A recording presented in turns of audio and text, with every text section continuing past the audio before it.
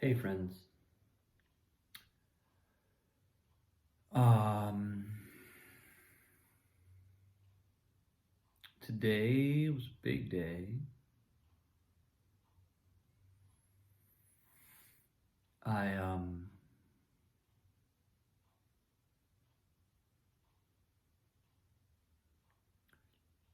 you know, I always maintain that any creative project, it it seems specifically true or especially true of theater projects. I think there's something in the nature of theater projects that makes this especially true. I'll explain in a minute, but I've always found it to be true that a creative project has a kind of eye of the needle moment, which is just my phrase that I always use to describe this moment where you think it's all going to fall apart. And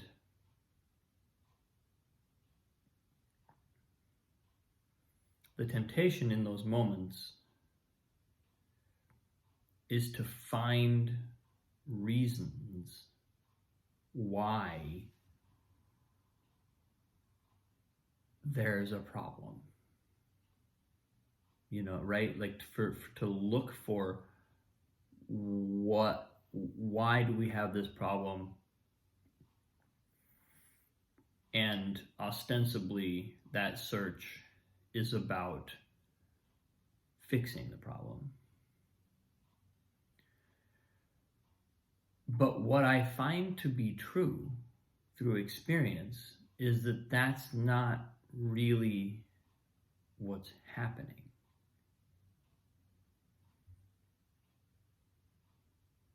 There are problems, and they do have to be solved. But the problem, what feels like the problem, like in quotes, is always something that's somehow we're creating it. And by creating it, I don't mean it's fictitious and we're like delusional. The problem is generally real. It's just that we're also creating it. And we're creating the thing, the problem, the challenge that we, in our journey, need to surmount, need to overcome. It's a step. It's our next step. There's generally nothing final about it because the next project will bring another one, but it's our next step. And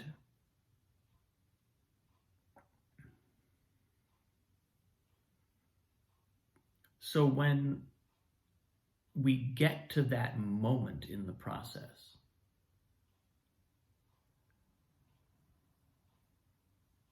the choice, really, we really only have one choice. It may feel like we have a lot of choices to make or decisions to make, but the choice we really have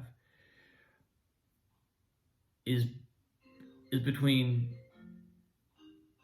like, who am I going, it's basically, who am I going to be in this moment, and who am I going to become as I traverse this gauntlet. And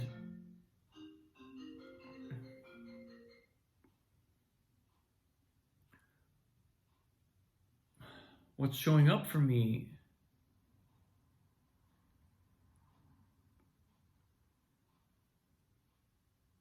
as I kind of, as we head into that phase of this project, is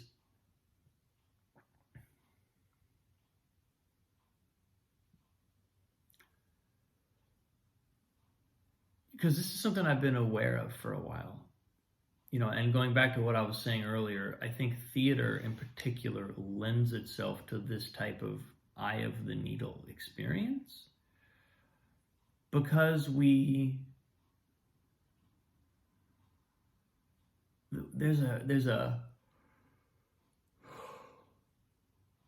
it's a particular kind of reckoning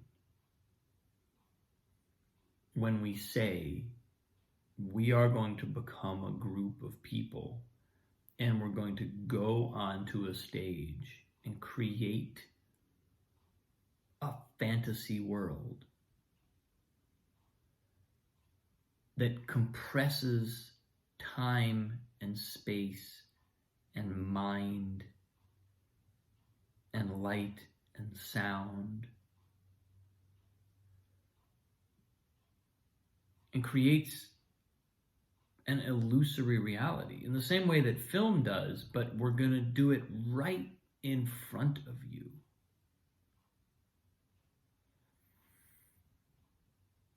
And I can't explain why that results in these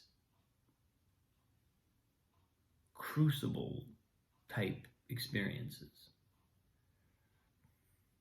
All I can say is that it's my experience that it consistently happens.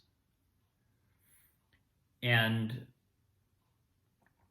as I approach that moment, I wouldn't say that I wouldn't right now, I guess, well, I was going to say, I don't know if I can articulate what my lesson is from this one. But I am getting a sense of that. I am, like I would say one of my major lessons of this process so far, and I think this is the thing that may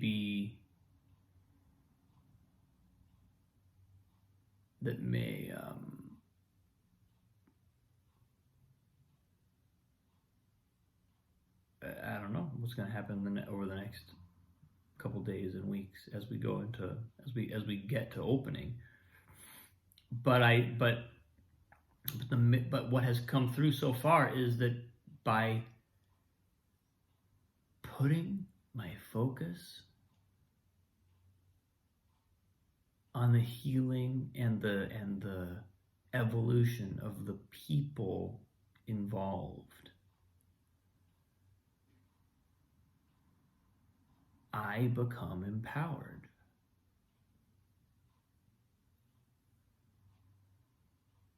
That's the lesson. Taking my focus off of how how either my own performance or my own, security with things. When I put my focus on the needs and the evolution of others, and to the extent that I can, assist that. There are all these kind of stepping stones in the process that we can really only take certain steps on our own. There's really no doing it for anyone else. But creating a culture where that's the priority, and then really being willing to step in and defend what needs defending. Defend the integrity of as wide of a context as we can wrap our minds and hearts around. there's always going to be elements and people and circumstances and context beyond what we can see. We're not responsible for that. We can't be.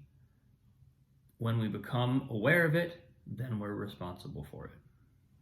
That's how it works. Like once it enters our awareness, then we have to be willfully ignorant in order to ignore it.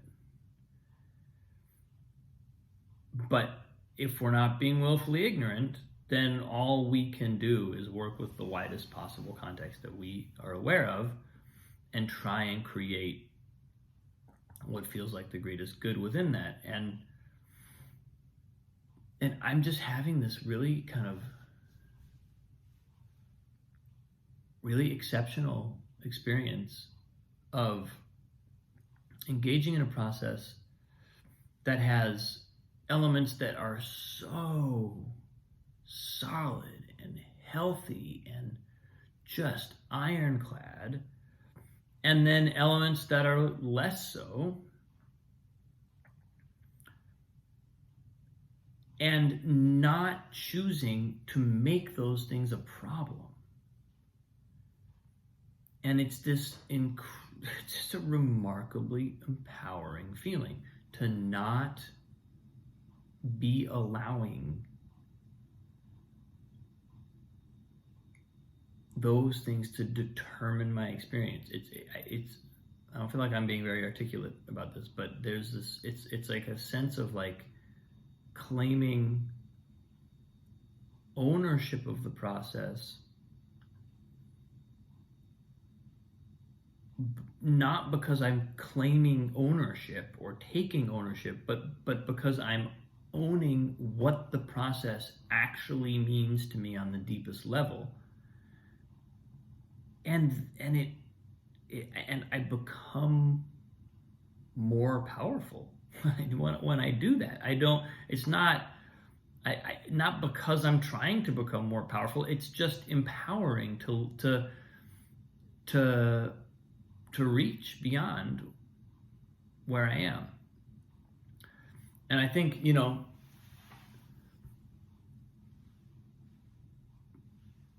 because ultimately what we've done when we've done that is we've taken the authority, we've claimed the authority to define success for ourselves.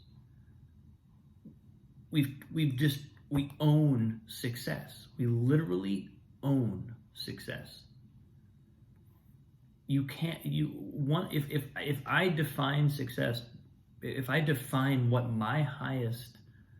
the highest possible values that I can see, or the highest possible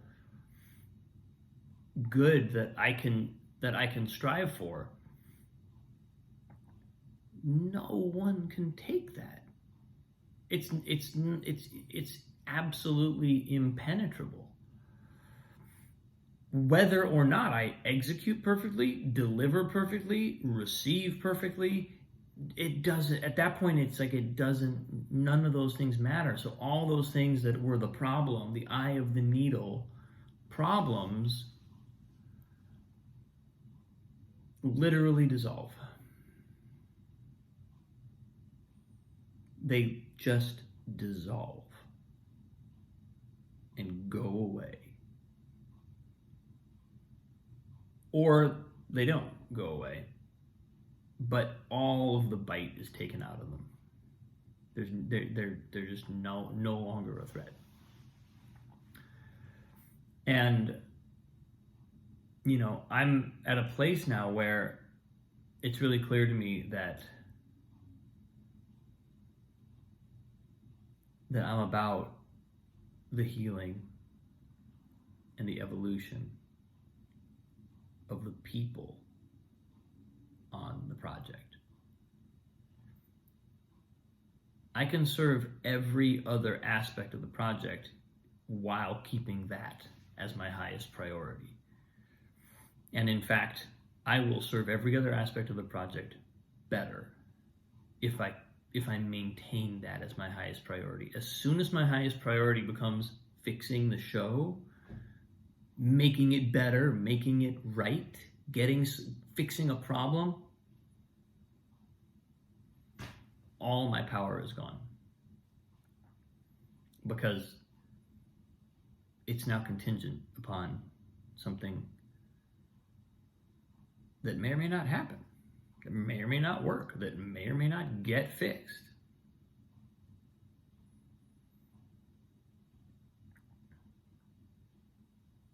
But keeping my eye on the evolution of the people, the evolution of the institution, the evolution of the artists and collaborators, and the spirit of the piece, and what's going to happen when it impacts, and like all of those. If I keep my eye on those things, there's nothing else. There's nothing that can. It's like I own success. I literally own my own success in a way that is perfectly no one can hack into it and take it away.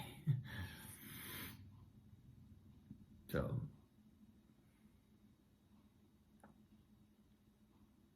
it's big stuff, and I suspect it's going to get more intense. But man, am I grateful for this opportunity.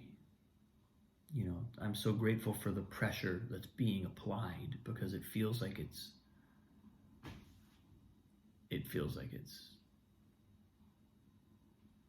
serving me.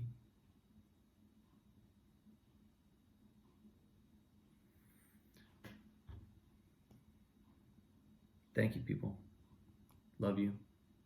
I appreciate you. I look forward to seeing you tomorrow. Who knows what the next days will bring? It's going to be intense. Have a good one. See you soon.